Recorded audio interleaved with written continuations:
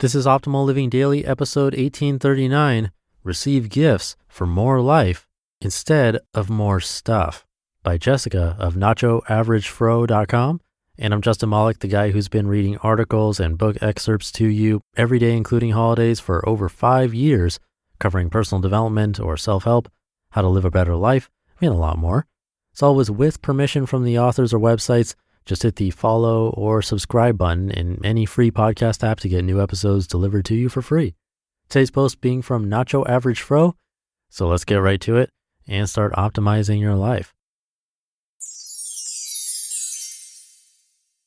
Receive gifts for more life instead of more stuff, by Jessica of NachoAverageFro.com.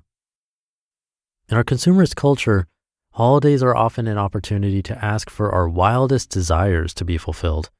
That often translates into asking for things we cannot afford from those we believe can.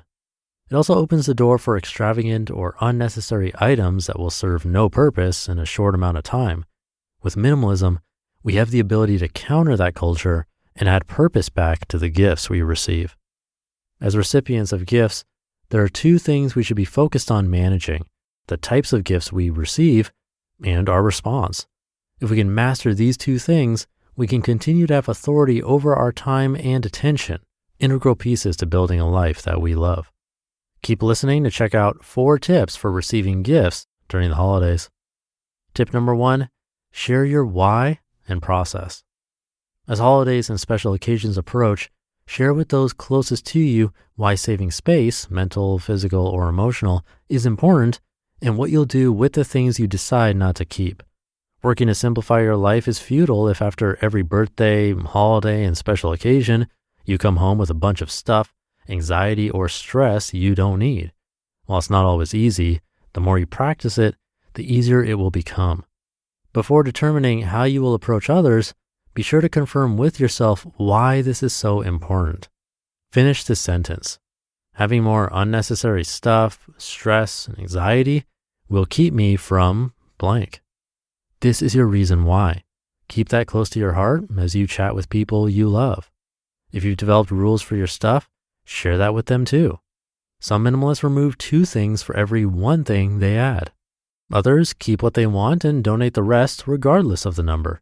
If you share this with your loved ones, they'll think twice before making a purchase. Ultimately, no one wants to feel like their time and money were wasted, so it's a win-win for everyone. Tip number 2, request clutter-free gifts. Once you've shared your why, tell your loved ones what types of gifts you'd like to receive. Here are some examples of clutter-free gifts and how to ask for them. Physical items you actually need. Sometimes you really do need more socks and pajamas. Don't hesitate to ask for that. Gifts that support your side hustle or business. What skills, personal development, and potentially stuff would help you move your side hustle or business forward? Ask people to support you in your endeavors. The first year I hosted my conference, I asked anyone who was interested in buying me a gift to donate to my conference instead. I obtained just over $1,000 in donations. Gifts that support your hobbies. What do you enjoy doing with your free time? Are you interested in learning something new?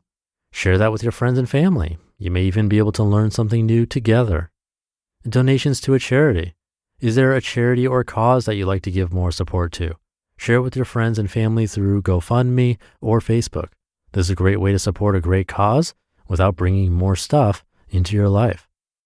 How to talk about it. Say something like, for insert holiday, I'd really appreciate gifts that can help me with insert your side hustle, or gifts that will allow me to insert an experience, or I'd really love some new insert physical item. I'm working on insert goal, and gifts like this will help me achieve them. Keep in mind that you don't have to be uber specific, like, I want a new Sony DSLR camera. You could say, I would love something that will help me with my photography skills. This allows the gift giver to be creative and maintain the element of surprise. Tip number 3, receive gifts with grace. As you declutter your life, one of your toughest challenges will be managing gifts. Many people give gifts as an expression of love and gratitude. If you're human like me, the last thing you want to do is hurt them by reacting poorly to gifts you don't want. Here are some things you can do to avoid tension. Be thankful and grateful.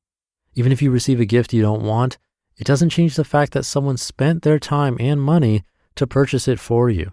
Express to them how thankful you are for their love and willingness to think of you. Regift, donate, or sell it. So now you've got a gift that you don't want or need. What should you do? Consider regifting, donating, or selling. There will always be someone who could benefit from your stuff. Start first by regifting to a friend or family member. Can't think of anyone? Consider giving to a homeless shelter, Goodwill, or directly to a person in need. Can't find a shelter or a human to take it? Search for a thrift, consignment, or resale store who will give you a few bucks in exchange for taking it off your hands. Fun fact, this tip used to be tough for me because I was certain that the gifter would find out and be upset. The truth is that most people don't circle back to see if you used, needed, or loved their gift. I've given away and donated a lot of gifts, and not once has someone followed up with me. Don't worry, your secret is safe.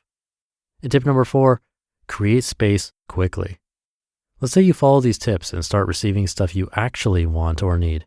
As soon as you can, find a space for each gift.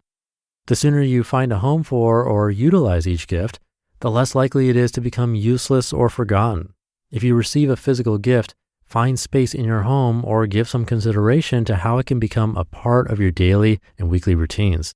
If you receive an experience, begin thinking about when you can use it and plan it out. Bonus tip, give thoughtful gifts.